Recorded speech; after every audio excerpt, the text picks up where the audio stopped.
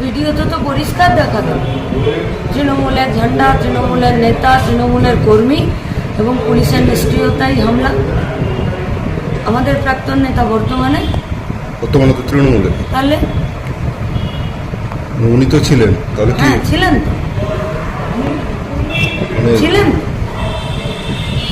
আমরা লুকাচ্ছি নাকি? লুকাইনি তো, আমরা তো বলছি।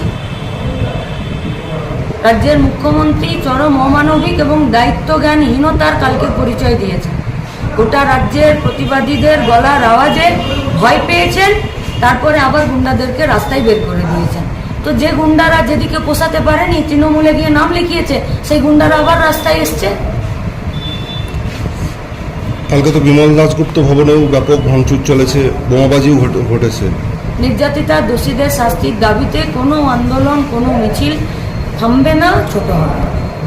বৃথায় প্রচেষ্টা